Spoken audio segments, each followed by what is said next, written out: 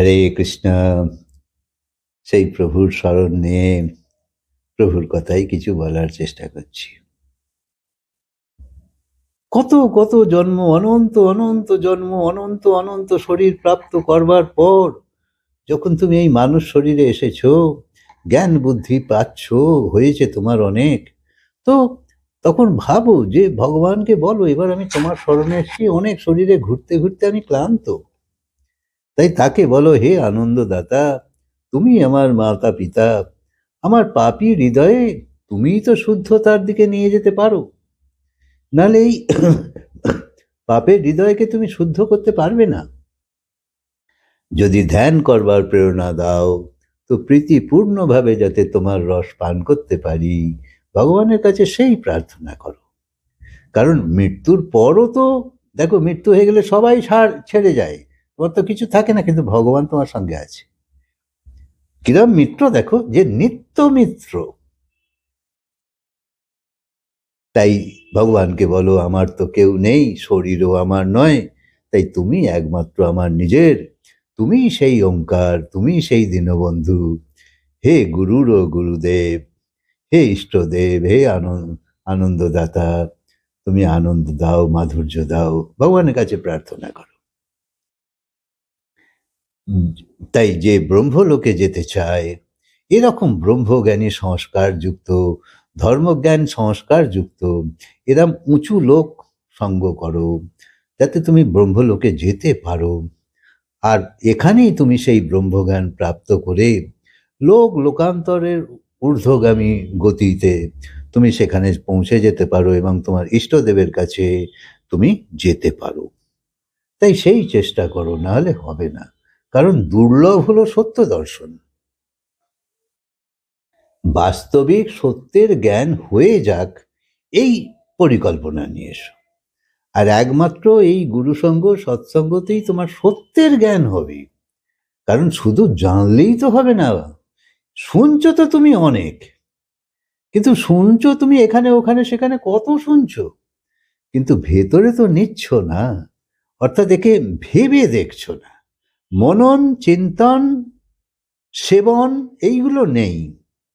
সেই জন্য তুমি যতই শুনছো সব বেকার হয়ে যাচ্ছে, সেই একান দিয়ে শুনে ওখান দিয়ে বের করে দেওয়ার মতন। তাতে তোমার কি লাভ? সেকে কি শোনা বলে? অপরের খারাপ নিন্দার কথা, খারাপ কথা, অপমানের কথা তুমি একবারে নিয়ে ভেতরে প্রবেশ করাচ্ছ। আর যখন ভগবানের শ্রীমুখ থেকে বের হওয়া এইসব কথা, তা তুমি নিতে চাইছো না। এই বাস্তবিক সত্যের জ্ঞান হয়ে যাক, শুধু জানলে হবে না, বুঝলে হবে না, হৃদয়ে লিখতে হবে।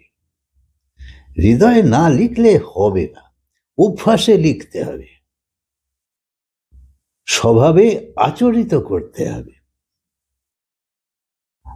দুর্লভ, কঠিন, এ তো বটেই, তাই অনেক করে প্রাপ্ত করতে হয়।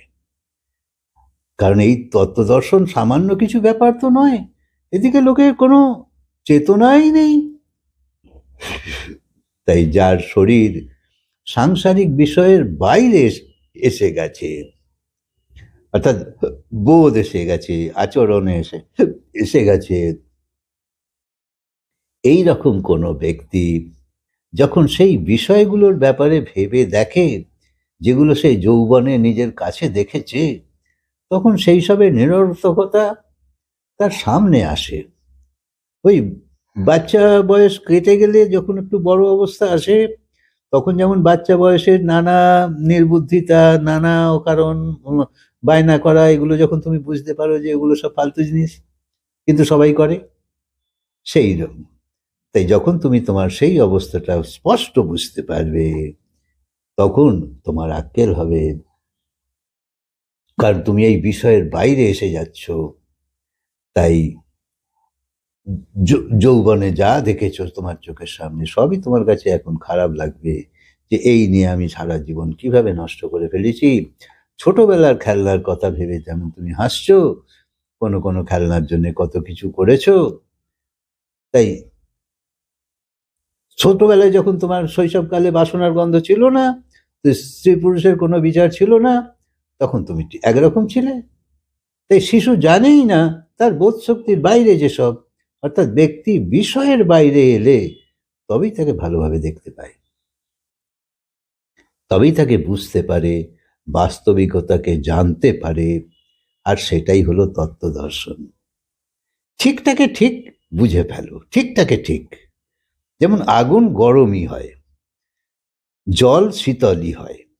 ঠিকটাকে ঠিক বোঝো, কোনো লুকোলে হবে না। সেই রকমই সারা সংসার ভগবানের তৈরি করা বানানো একটা নাটক, এটাও বুঝে ফেলো। এখানে কোনো কিছু সত্য নয়। যত তোমার সম্বন্ধ, সম্পর্ক, সম্পত্তি, যা কিছু সব মিথ্যা, সব মিথ্যা, খালি দেখতে লাগছে। রাজা স্বয়ং রাজা হলেও সব ফেলে রেখে চলে যায়, অথবা অন্য রাজা এসে কেড়ে নেয়। কিছুই তো থাকে না, রাজ সম্পত্তিও তো। তুমি আর 2-4 কোটি নিয়ে কি এমন করবে? তাই যতক্ষণ না বিষয়ের বাইরে আসবে ততক্ষণ তাকে তুমি ভালো করে বুঝতে পারবে না। তাই এই বিষয়কে যে তোমার কাছে পরিষ্কার করে দেবে, সেই হলো সদ্গুরু, সেই হলো সৎসঙ্গ, যে সত্যিটাকে বুঝে ফেলো। তাই তত্ত্ব দর্শন করতে পারলে তখন তোমার কাছে পরমাত্মা দর্শন সুলভ হয়ে যায়। একবার এই ভালোটাকে, সত্যিটাকে বুঝে ফেললে, মিথ্যাটাকে চিনে ফেললে, তুমি তো সত্যের দিকেই যাবে।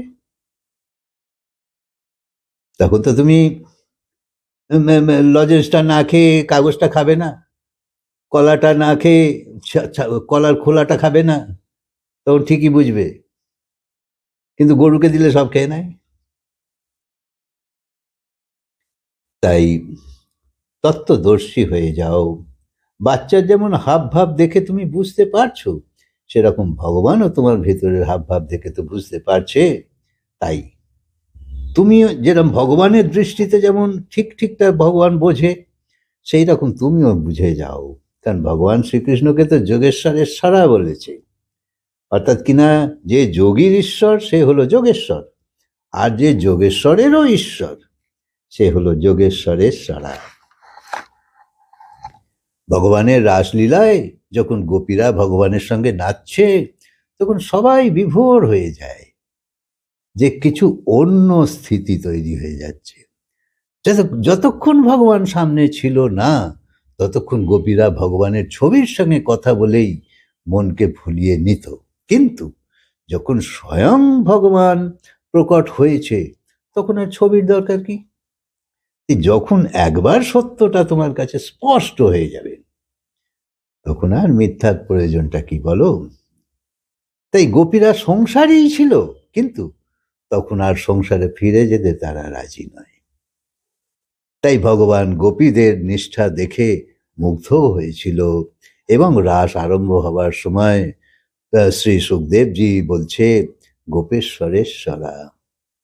অর্থাৎ চিধরণ লীলার সময়ে গোপীরাও বলেছে যে গোপেশ্বরেশ্বরা, এ সামান্য কিছু নয়, যাকে বুঝতে গেলে কত কত ভাবে শিখতে হয়, জন্মের পর জন্ম সাধনা লাগিয়ে দিতে হয়, তবেই এর প্রাপ্তি হয়। হরে কৃষ্ণ। কথাকে আজকে বিরাম দিই, আবার বলবো।